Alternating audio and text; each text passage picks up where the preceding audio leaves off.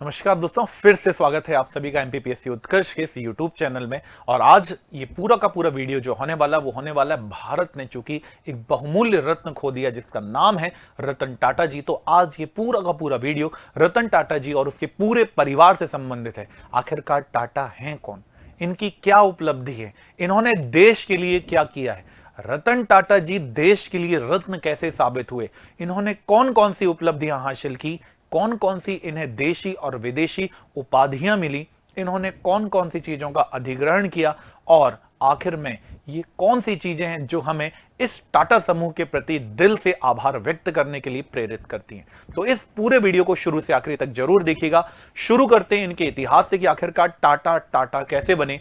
तो सबसे पहले यदि हम बात करें जमशेदजी टाटा की, तो जमशेदजी टाटा ने सन 1868 में टाटा समूह की खोज की थी या शुरुआत की थी, स्थापना की थी। इनके 3 बच्चे हुए, इनमें एक बेटी थी और 2 बेटे थे। इनकी बेटी का नाम था धुनबाई टाटा, वहीं 2 बेटे हुए, दोराबजी टाटा और रतनजी टाटा। पर ये रतनजी टाटा वो रतन जी नहीं है जिनकी अभी देहांत हुआ है, ये उनके पूर्वजों के नाम से लगातार हम बढ़ रहे हैं। इनमें रतन जी जो टाटा है, उन्होंने अपने परिवार के एक दूर के रिश्तेदार से क्या किया, एक बच्चे को गोद लिया जिनका नाम था नवल जी टाटा। अब ये जो नवल जी टाटा है, इन्होंने क्या किया, 2 शादियां की।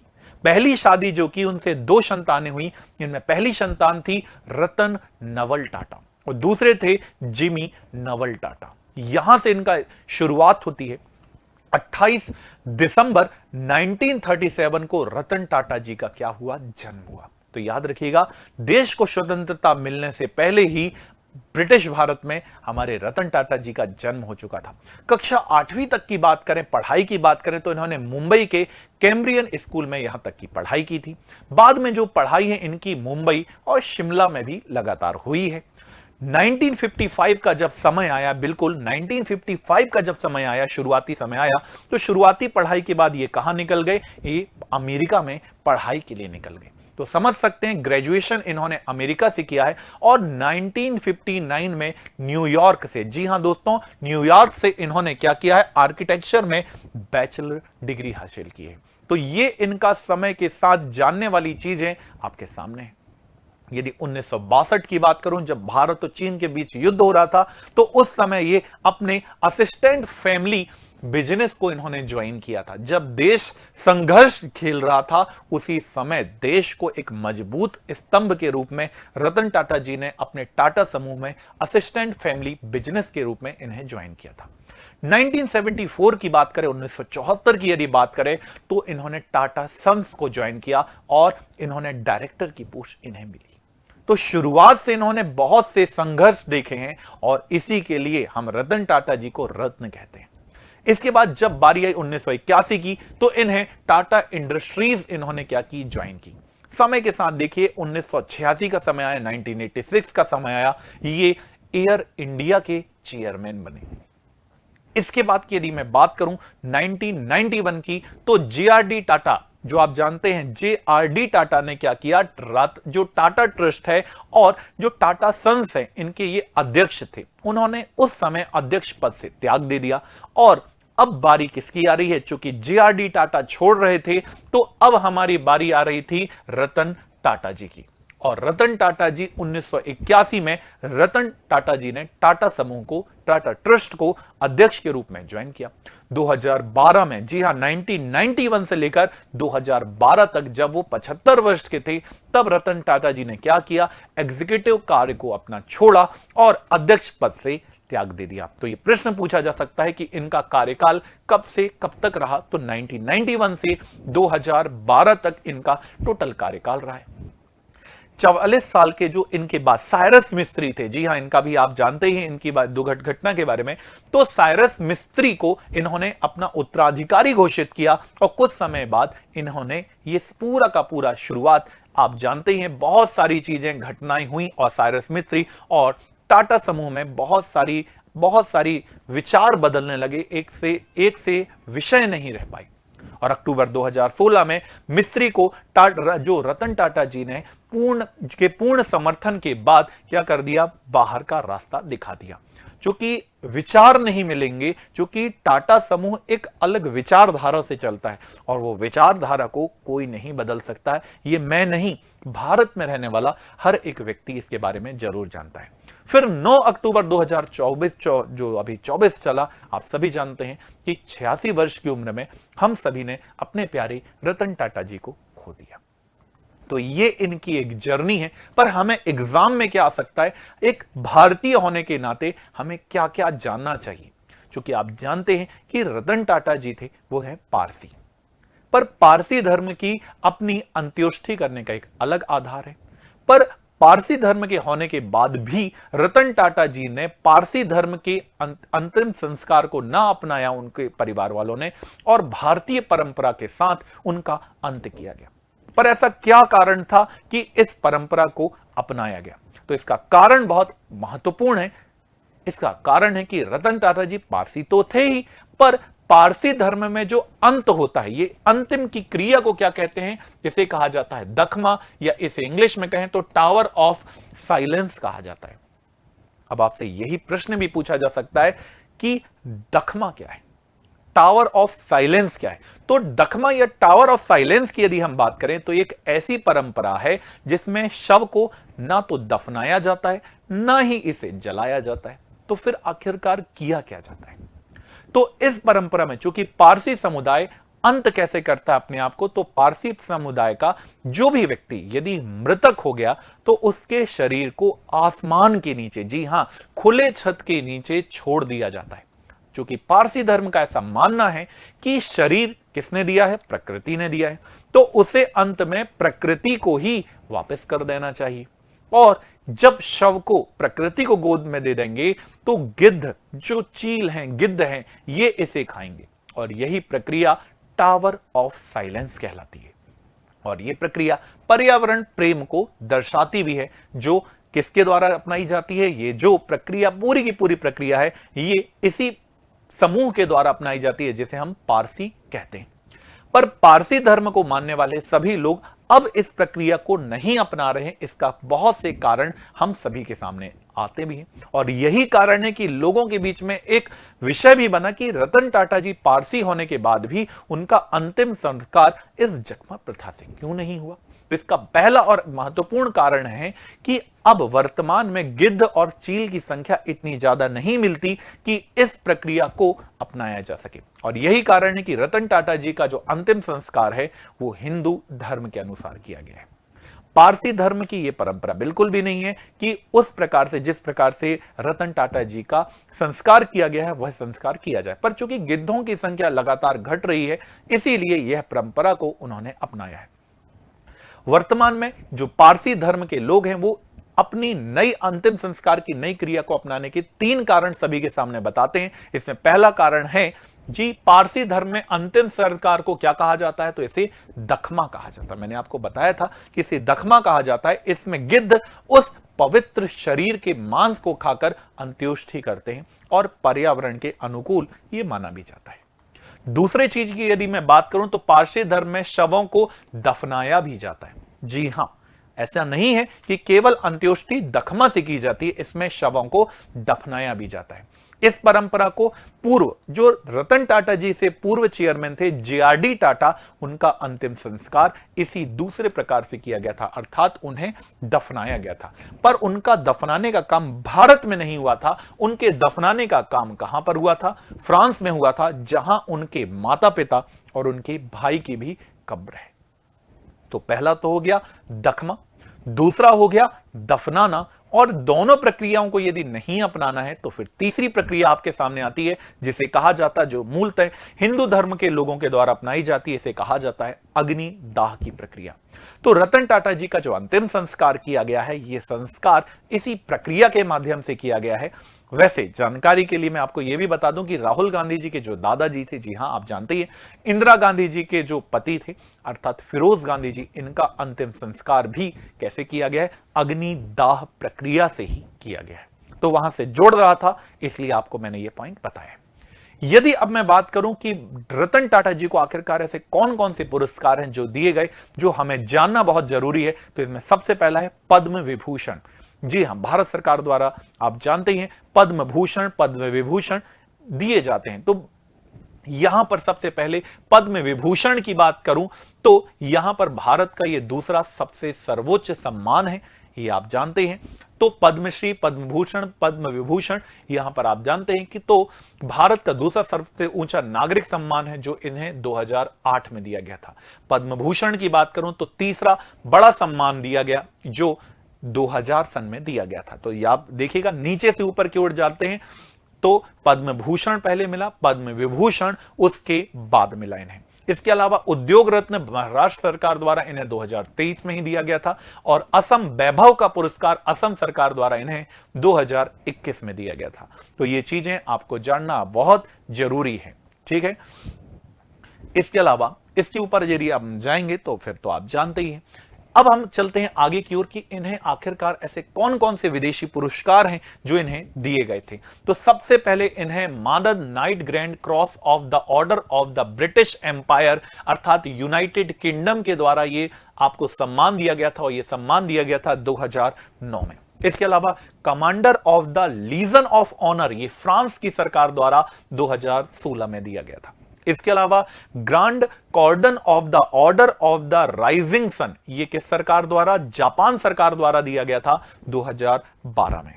इसके अलावा ऑर्डर ऑफ ऑस्ट्रेलिया के मानद अधिकारी ऑस्ट्रेलियाई सरकार द्वारा 2023 में दिया गया। इसके अलावा इतालवी गणराज्य के ऑर्डर ऑफ मेरिट के ग्रांड ऑफिसर के रूप में अर्थात इटली देश ने इनको ये सम्मान 2009 में दिया था। इसके अलावा उरुग्वे की ओरिएंटल गणराज्य का पदक भी उरुग्वे सरकार द्वारा इन्हें 2004 में दिया गया। तो सोचिए भारत नहीं, भारत के बाहर भी एक ऐसा व्यक्ति भारत में रहने वाला जिसने भारत के कल्याण के बारे में अपनी आखिरी सांस तक सोचा, उसके बारे में कार्य किया, वो थे रतन टाटा जी। अब हम चलते हैं रतन टाटा जी के परिवार के बारे में एक छोटी सी नजर डालते हुए और आगे की ओर चलते हैं। तो वही चीज 1937 में रतन टाटा जी का जन्म हुआ जो सूनू और नवल टाटा जी के घर हुआ था। 1955 की बात करें तो 17 वर्ष की उम्र में कार्नेल विश्वविद्यालय अमेरिका से वास्तुकला और इंजीनियरिंग की पढ़ाई के लिए ये आगे बढ़ते गए। 1962 में वास्तुकला आर्किटेक्चर से इन्होंने स्नातक किया और टाटा इंडस्ट्रीज में सहायक के रूप में टाटा समूह से ये जुड़े। बाद में टाटा मोटर्स के जमशेदपुर संयंत्र में इन्होंने प्रशिक्षण भी लिया। चूंकि हर व्यक्ति जन्म से अच्छा हीरा हो सकता है परंतु इन्हें तराशने के बाद ही आभूषण के रूप में सुशोभित किया जाता है, यही काम रतन टाटा जी के लिए भी सही सिद्ध हुआ। 1963 में Tata iron and steel company, आप जानते हैं TISCO, Tata iron and steel corporation या कंपनी में इनका क्या हुआ, स्थानांतरण हुआ। समय देखते जाइएगा, समय बढ़ रहा है और लगातार ये ऊंचाइयों को, शिखर को छूते जा रहे हैं। इसमें 1965 की बात करूं तो टिस्को में इंजीनियरिंग प्रभार के तकनीकी अधिकारी के रूप में इन्हें नियुक्त किया गया। 1969 जब आया तो टाटा समूह के ऑस्ट्रेलिया में जाकर, जी हां दोस्तों, ऑस्ट्रेलिया में जाकर ये क्या बने, ये प्रतिनिधि के रूप में शामिल हुए। 1970 में भारत लौटे। जब ये 1970 में वापस लौटे तो भारत लौटकर इन्होंने टाटा कंसल्टेंसी सर्विसेज, जिसे आप TCS कहते हैं, उनमें ये शामिल हुए। तो टाटा समूह के बहुत सारे वेंचर्स हैं, उनमें इन्होंने लगातार काम भी किया है। 1971 जब आया तो ये NALCO, national aluminium corporation, NALCO के प्रभारी निर्देशक बने। 1974 जब आया तो टाटा जो सन्स थे उनके ये निर्देशक नियुक्त हुए, बोर्ड में निर्देशक नियुक्त हुए। तो देखिए कितने अच्छे से स्टेप बाय स्टेप इन्होंने काम किया है। योग्यता इन्हें जन्मजात नहीं मिली है, इन्होंने अपने काम से सिद्ध करके दिखाया है। वहीं पर यदि बात करें 1975 की तो हार्वर्ड बिजनेस स्कूल ने एडवांस मैनेजमेंट प्रोग्राम को इन्होंने जाकर पूरा भी किया। सोचिए इतने बिजी शेड्यूल के बाद इन्होंने अच्छे अच्छे काम किए। इसके बाद 1981 में टाटा इंडस्ट्रीज के ये क्या बने, अध्यक्ष बनाए गए। कब की बात चल रही है, 1981 में। 1983 जब आया तो टाटा रणनीतिक योजना का मसौदा तैयार किया गया, अर्थात टाटा बहुत सारे कामों में अब शामिल होगा और यहीं से 1986 से 89 तक ये एयर इंडिया के अध्यक्ष रहे। समय देखिए, आसमान से धरातल तक, नभ से धरात। आप सभी समझ रहे हैं कि हर क्षेत्र में इन्होंने अपने ज्ञान कौशल को इकट्ठा किया और ये वही समय आया 1991 जब ये पूरे टाटा सन्स के अध्यक्ष के पदभार इन्होंने संभाला। 2000 से 2010 तक की यदि मैं बेसिक बात करूं तो टाटा समूह ने बहुत सारी कंपनियों को अपने कंट्रोल में लिया, जैसे टेटली है, कोरस है, जैगुआर है, लैंड रोवर है। इनके नाम तो आपको आंखों में बसे होते हैं कि ये गाड़ियां वो गाड़ियां हैं जिसके बारे में लोग सोचते थे। इससे संबंधित बहुत महत्वपूर्ण एक जानकारी भी है जिसके बारे में मैं आपसे बात जरूर करूंगा। 2008 में इन्होंने कौन सी गाड़ी लॉन्च की? टाटा नैनो लॉन्च की, जिसे हम लखटकिया कार कहते हैं। 1 लाख में मिलने वाली गाड़ी लखटकिया कार इन्होंने 2008 में लॉन्च की। जब 2012 की बारी आई तो टाटा सन्स के अध्यक्ष से ये क्या हुए? सेवानिवृत्त हुए और मानद अध्यक्ष इन्हें क्या किया गया? नियुक्त कर दिया गया। फिर अक्टूबर 2004, अभी 2024 की यदि मैं बात करूं, 2004 नहीं 2024, अभी 86 वर्ष की उम्र में इनका निधन हो गया। तो देखिए एक स्वर्णिम काल अंत हुआ है जिनका नाम है रतन टाटा जी। अब आप मेरे पीछे देख सकते हैं कि एक एक टाटा में, अब टाटा का नाम जब आता है तो इतने डायमेंशंस आते हैं, पर हर डायमेंशंस को मेरा अभी यहां खोल पाना संभव नहीं है, पर मैं उनमें से महत्वपूर्ण चीजों की आपसे बात जरूर करूंगा। जिसमें से यदि मैं बात करूं टाटा टेली सर्विसेज की स्थापना की बात करूं तो टाटा टेली सर्विसेज की स्थापना 1960 में आईटी बूम की लाभ उठाते हुए टाटा टेलीकॉम की स्थापना या टाटा टेली सर्विसेज की स्थापना 1996 में की थी। सोचिए इतना पुराना विजन है इनका। इसके बाद यदि हम बात करें टीसीएस का सार्वजनिकीकरण किया 2004 में, तो टाटा कंसल्टेंसी टीसीएस, हर व्यक्ति इसका नाम जानता है, तो सन याद कीजिएगा। इस बार प्री हो, मेंस हो, कोई भी एग्जाम हो, सभी में आने के लिए यह प्रश्न जरूर बनेगा जो टाटा समूह से रिलेटेड होगा, रतन टाटा जी से रिलेटेड होगा। इसके बाद की बात करूं, चाय तो हम सभी पीते हैं। अब चाय से समझिएगा कि सन 2000 की बात है, टेटली टी को इन्होंने अधिग्रहित कर लिया, इन्होंने अपने अंदर इसे मिला लिया। तो टेटली टी एक बहुत जानी मानी अंतरराष्ट्रीय कंपनी थी जिन्होंने इसे अपने समूह में मिलाया। इसके अंतर्गत 2002 में बात करूं तो वीएसएनएल क्या होता है? विदेश संचार निगम लिमिटेड का इन्होंने अधिग्रहण किया। तो सोचिए देश के अंदर तो छोड़िए, देश के बाहर से भी चीजों को अधिग्रहित करने का काम इन्होंने किया। 2007 की यदि मैं बात करूं तो बहुत बड़ी कंपनी थी स्टील की, इसका नाम था कोरस स्टील। जी हां, कोरस स्टील का इन्होंने अधिग्रहण किया। और जब ये अधिग्रहण किया था तो मैं आपको बताना चाहता हूं कि ये अधिग्रहण इतना बड़ा अधिग्रहण था कि टाटा कंपनी ने अपने से बड़ी कंपनी को अपने अंदर मिला लिया था। यह है टाटा। 2007 के बाद की बात करूं 2008 में तो फोर्ड के जो जैगुआर है और लैंड रोवर है, इसका अधिग्रहण किया गया।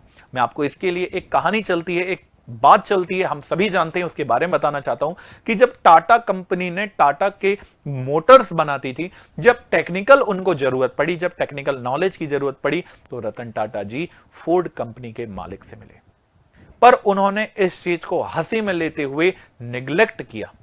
और यहीं से रतन टाटा जी को लगा नहीं, अब तो बात दिल पे लग गई है। और जब रतन टाटा जी के दिल में बात लगी, उन्होंने वही किया जो उन्हें करना चाहिए था। मोटिवेशन हमेशा धक्का खाने से भी लगता है। तो वही काम रतन टाटा जी ने किया। जिस कंपनी में अपने आप को टेक ओवर करने के लिए बात रखने गए थे, उससे साझा करने के लिए गए थे, उसी कंपनी की 2 बड़ी जैगुआर और लैंड रोवर, रेंज रोवर जैसी कंपनियों को, की गाड़ियों के पूरे समूह को खुद में मिला लिया। कई ने यह भी कयास लगाया कि टाटा समूह ने यह बहुत गलत किया है, इससे कंपनी को नुकसान होगा। पर आप सभी जानते हैं कि आज ये कंपनियां और उनकी बनी हुई गाड़ियां आज हर बच्चे को नाम याद रहती है, Jaguar, land rover, range rover. तो ये टाटा ही है, ये विल पावर है जो समाज कल्याण के साथ साथ अच्छी अच्छी चीजों के ऊपर काम करता है। इसके अलावा एयर इंडिया को इन्होंने अधिग्रहित किया 2022 में। आप जानते थे सरकार के साथ बहुत सारे स्टेप्स पर इसमें बात हुई और उसके बाद एयर इंडिया का 2022 में अधिग्रहण हुआ। हम सभी अपने घरों में यदि सामान मंगाना हो तो बिग बास्केट का उपयोग करते हैं। तो 2021 में टाटा समूह ने ऑनलाइन ग्रोसरी, जो हमारे घरों में सामान आता है, यदि आप ऑनलाइन बुलाना चाहते हैं तो इसी कंपनी बिग बास्केट कंपनी को इन्होंने अधिग्रहित करने का काम किया। इसके अलावा 1 लाख में बिकने वाली, लख टकिया कहलाने वाली टाटा नैनो कार को 2008 में लॉन्च किया। और इस लॉन्च के पीछे भी टाटा, रतन टाटा जी को एक परिवार से प्रेरणा मिली कि बरसात के समय एक परिवार जिसमें 4 लोग शामिल थे, ये लोग अपनी गाड़ी में, 2 व्हीलर में गीले होते हुए जा रहे थे। तब उन्हें यह विचार आया कि क्यों ना एक ऐसी गाड़ी मध्यम वर्गीय परिवार के लिए बना दी जाए जो उन सभी के लिए अफोर्डेबल हो, आसानी से खरीदी जा सकती हो। और रतन टाटा जी ने उन सभी का सपना इसी टाटा नैनो को बनाकर पूरा किया था। इसी के बाद यदि मैं बात करूं कि आखिरकार क्या केवल अधिग्रहण टाटा समूह ने किया है, तो मैं बोलूंगा टाटा समूह की जितनी इनकम है उनमें से वह अधिकांश पार्ट परोपकार और योगदान में दे देता है। इसमें कौन कौन सी चीज शामिल है, यदि वैसे तो हर चीज को गिना पाना संभव नहीं है, पर उनमें कुछ बड़ी चीजों की यदि मैं बात करूं आपके सामने, तो यूनिवर्सिटी ऑफ कैलिफोर्निया की यदि मैं बात करूं तो उनके लिए उन्होंने 587 करोड़ रुपए दान में दिए, जिनमें उन्होंने 4 मंजिला भवन बनाकर तैयार किया। और आपको बता दूं कि ये जो कैलिफोर्निया में ये जो बिल्डिंग बनकर तैयार हुई, इस पूरे बिल्डिंग का नाम भी टाटा हॉल है। तो देश के बाहर भी इन्होंने कल्याण किया। दूसरी यदि बात करूं तो कॉर्नेल यूनिवर्सिटी में भारतीय छात्रों को छात्रवृत्ति प्रदान करने के लिए इन्होंने 235 करोड़ रुपए का दान दिया कि भारतीय कहीं भी हो, भारतीय भारतीय है। इसके अलावा हार्वर्ड बिजनेस स्कूल के एक एग्जीक्यूटिव सेंटर के निर्माण के लिए इन्होंने 419 करोड़ रुपए का अनुदान दिया था। इसके अलावा आईआईटी बॉम्बे को अनुदान के लिए 8000 करोड़ रुपए दिया। सोचिए, एक व्यक्ति जिसके पास पैसा है वो क्या चाहता है, आप और हम क्या चाहते हैं, पैसा कि आता जाए। पर ऐसा व्यक्ति जिसने देश के लिए दोनों हाथों से, खुली बाहों से पैसे को न्यौछावर किया, वो व्यक्ति थे रतन टाटा और टाटा समूह। इसके अलावा जब हम सब कोविड-19 से घिरे थे, जब कोई तरफ सूर्य की किरण नहीं दिख रही थी, तो उस समय भी दोस्तों, कोविड-19 के समय 500 करोड़ रुपए की राहत राशि इसी रतन टाटा समूह के द्वारा दी गई थी। इसके अलावा यदि बात करूं तो हुरून रिसर्च के अनुसार टाटा ग्रुप दुनिया के सबसे बड़े दानदाताओं में एक है। पैसा तो कई के पास है, पर दानी भारत में यदि हम बात करें तो दानवीर कर्ण के साथ यदि अब एक और नाम यदि जोड़ा जाएगा तो वो रतन टाटा जी का ही नाम जोड़ा होगा। और आज भारत के दुनिया के सबसे अमीर लोगों की लिस्ट में इनका नाम 11वें नंबर पर आता था। तो सोचिए, इतना दान देने के बाद भी व्यक्ति नंबर रख रहा है, रैंकिंग में 11वां नंबर रख रहा है। चाहता तो नंबर 1 भी रख सकता था, पर देश के आगे दोनों हाथों से इन्होंने दान किया और यही काम टाटा समूह के द्वारा जाना जाता है। उन्होंने कहा था कि ऐसी 4 चीजें, रतन टाटा से वैसे हर चीज सीखने लायक है, परंतु बीच बीच में उन चीजों के बारे में जो हम सभी को जानना बहुत जरूरी है कि ऐसी 4 चीजें उन्होंने कहा था कि जिससे हमें शर्मिंदा बिल्कुल कभी नहीं होना चाहिए। इनमें पहली चीज जो है, पुराने कपड़ों से किसी को नहीं जांचा जा सकता है। दूसरा, गरीब दोस्ती पैसा देखकर, जात पात देखकर नहीं होती, ये भी इनका ये स्टेटमेंट है। तीसरा, बूढ़े माँ बाप किसी के भी हों, किसी भी परिस्थिति में हो, आपको साथ देना है। और चौथा, सादगी। और आप सभी जानते हैं टाटा समूह के ये चेयरमैन रहे व्यक्ति रतन टाटा अपनी सादगी के लिए जाने जाते हैं। ऐसे उदाहरण भरे पड़े हैं। इनमें से कुछ उदाहरण में जो आज के सामने आजकल बहुत हाईलाइटेड है, उसी मुद्दे को मैं उठाता हूं। शांतनु नायडू, जो एनजीओ के माध्यम से स्ट्रीट डॉग, जो गली में घूमने वाले कुत्ते जानवर होते हैं, उनको प्रोटेक्ट करने का काम करते थे। चूंकि एक्सीडेंट हो जाते थे तो उनके गले में पट्टा, रेडियम वाला पट्टा लगाने का काम करते थे। तो सोचिए, एक स्ट्रीट डॉग के ऊपर काम करने वाले एनजीओ ग्रुप के लीडर शांतनु नायडू को उन्होंने अपने घर बुलाया और उनसे कहा कि नहीं, आप बहुत अच्छा काम कर रहे हैं। और उनकी सादगी का ही आप उदाहरण देख सकते हैं कि शांतनु नायडू ने तो अच्छा काम किया ही, परंतु इतने बिजनेसमैनों में रतन टाटा जी एक ऐसे व्यक्ति के रूप में शामिल सामने आए जिन्होंने कहा नहीं आप बहुत अच्छा काम कर रहे हैं, एप्रिशिएट इन्होंने किया और इन्हें अपने घर बुलाया और एक ऐसी दोस्ती की मिसाल देखते हैं जो मेरे बैकग्राउंड में भी आप देख सकते हैं। इसके अलावा आप यदि मैं आपको बता दूं कि भारत के बहुत बड़ी होटल्स में से आती है आप ताज होटल। इस ताज होटल में आप कभी भी स्ट्रीट डॉग्स को अंदर देख सकते हैं, अर्थात वहां से जानवरों को बाहर नहीं भगाया जा सकता। यह रतन टाटा जी का सख्त आदेश था। तो यह बताती है यह जानकारी कि हां, दिल से दुआएं निकलती हैं जिन्होंने रतन टाटा जैसे व्यक्तियों को देखा, समझा और उन्हें अनुसरण किया। अब टाटा समूह की यदि हम बात करें तो टाटा समूह 1868 में 1868 में जमशेदजी टाटा के द्वारा लाया गया था। इसका मुख्यालय हेडक्वार्टर कहां पर है तो भारत में ही इसका मुख्यालय। इसमें 10 कंपनियां 10 कार्य क्षेत्रों में 10 वर्क प्लेस में 30 कंपनियां या 30 कंपनियां इसमें कार्यरत दिखाई देती हैं।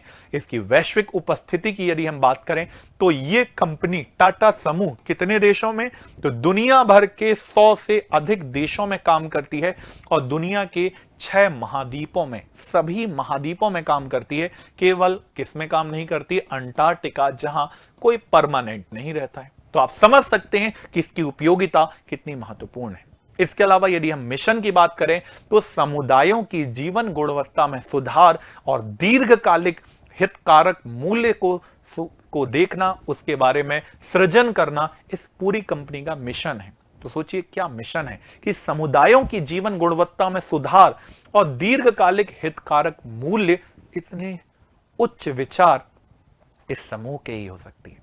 टाटा सन्स की यदि मैं बात करूं तो टाटा सन्स की प्रमुख निवेश होल्डिंग कंपनी और यही प्रमोटर है जिसे हम टाटा सन्स कहते हैं।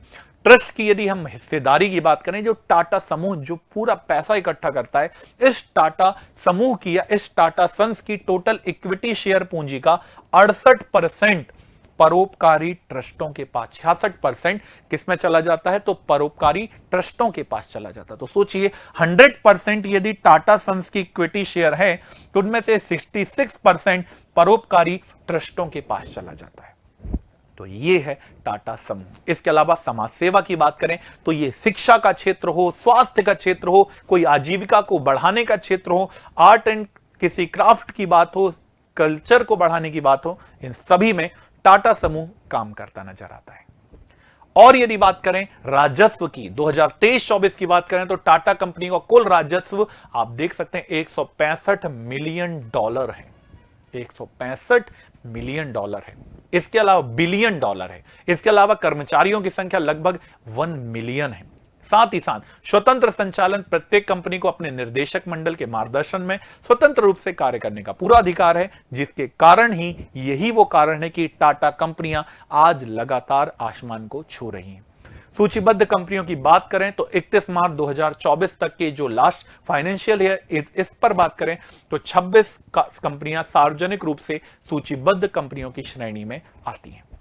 इसके अलावा यदि मैं बाजार पूंजीकरण की बात करूं 2024 के अनुसार तो वर्ल्ड वाइड इनका पूंजीकरण या पूंजी $365 बिलियन से अधिक है, समझ सकते हैं। इसके अलावा टाटा सन्स के पास जो 66% हिस्सेदारी है वो ट्रस्ट के पास है, अर्थात समाज सेवा में है।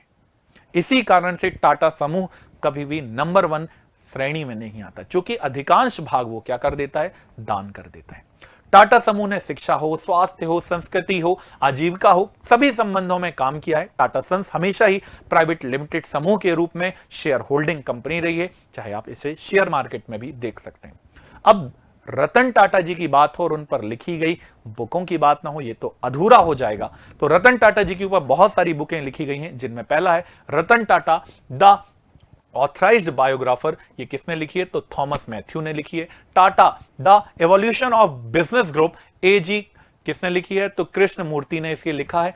Ratan Tata the man who knew the infinity, ये मुकुल कुमार के द्वारा लिखी गई है। Ratan Tata the life and times, Pradeep Chandra के द्वारा ये बुक लिखी गई है। इसके अलावा Ratan Tata an inspiration journey, Sandeep Kumar के द्वारा बुक लिखी गई है।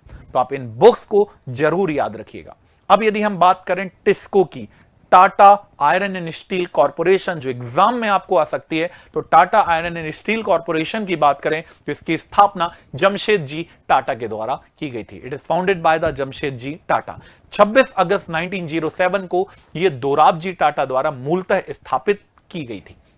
कहां पर स्थित है? तो जमशेदपुर झारखंड में सांची नामक स्थान पर इसे स्थापित किया गया है। टिस्को ने, Tata iron and steel corporation ने 1911 में कच्चे लोहे का उत्पादन चालू किया था। तो कार्य कब चालू किया? 1911 में। लगाया कब गया था? 1907 में। किसने लगाया था? तो जमशेद जी दोराब जी टाटा के द्वारा लगाया गया था। कहां लगाया गया? तो जमशेदपुर झारखंड में इसे लगाया गया था। विशेष इंपॉर्टेंट ये कि it is the bank of स्वर्ण रेखा एंड खरकई रिवर। तो खरकई और स्वर्ण रेखा वो नदियां हैं जहां से इसे पानी की प्राप्ति होती है।